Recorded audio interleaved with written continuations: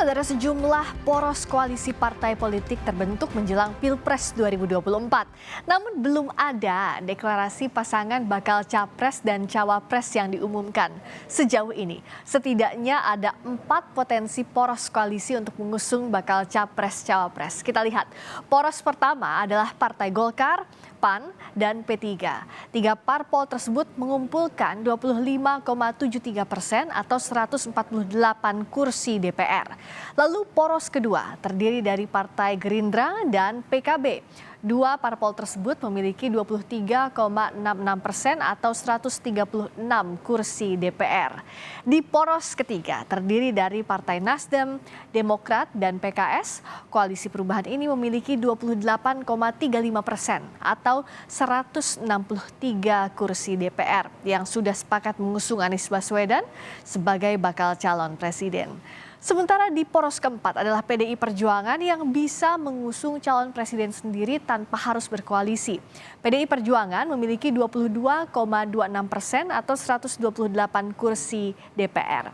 Namun peta koalisi masih sangat dinamis, alias belum final di tengah manuver poros koalisi yang terjadi.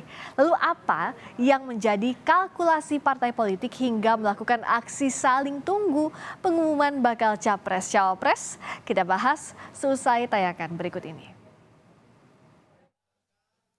Koalisi Perubahan kerap bertemu secara maraton selesai menyatakan dukungan pada Anies Baswedan menjadi bakal calon presiden. Namun koalisi yang terdiri dari Partai Nasdem, Partai Demokrat, dan PKS belum mengumumkan siapa bakal cawapres yang berjodoh dengan Anies. Wakil Sekjen Partai Nasdem, Hermawi Taslim, menyebut paling lambat pengumuman pasangan yang akan diusung sebelum Ramadan. Kami akan merampungkan platform kami sehingga diperkirakan pada bulan Februari ini atau selambat-lambatnya sebelum memasuki bulan suci Ramadan, kami sudah deklarasi. 3 partai sudah pasti, Nasdem, PKS, dan Demokrat itu 28%, dan kami terbuka terhadap semua kemungkinan lain, termasuk partai-partai yang non-parlemen. Sebelumnya, Ketua Umum Partai Nasdem, Surya Paloh, menyebut akan memberikan otoritas penuh pada Anies Baswedan untuk memilih sendiri cawapresnya di pemilu 2024 mendatang. Kami kasih prioritas ke Bung Anies. Bagaimana kalau kita tiba-tiba pilih cawapres yang nggak cocok sama dia? Itu namanya cari penyakit, kata Surya Paloh. Tak hanya bertemu dengan anggota Koalisi Perubahan, Partai Nasdem juga bertemu dengan Partai Golkar yang tergabung di Koalisi Indonesia Baru bersama P3 dan PAN. Ketua Umum Partai Nasdem, Surya Paloh, bahkan memberi kode untuk bertemu dengan Ketua Umum PDI Perjuangan, Megawati Soekarno Putri. Keinginan untuk itu sih ada aja, tinggal atur aja. Kita kasih kode-kode dulu. Kita minta barangkali bagaimana, kapan Ibu Mega ada waktu yang baik. Ya kan, mudah-mudahan suasana kebatinan sama, harapan penerimaan sama.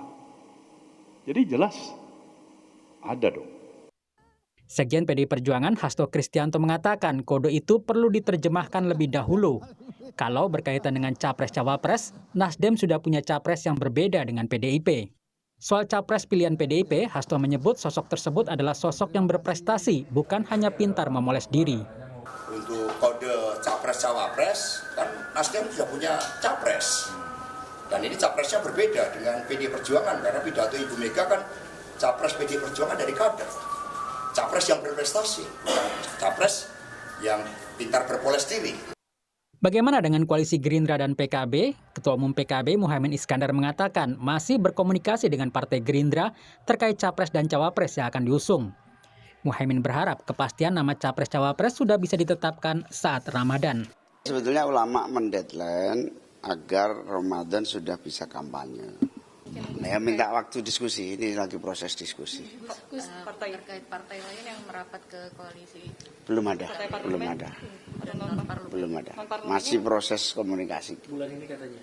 Proses komunikasi, tapi sampai detik ini belum ada. Meski koalisi partai mulai terbentuk, namun hingga kini partai politik masih saling tunggu pengumuman bakal calon presiden sambil melihat peluang politik. Tim Liputan Kompas TV.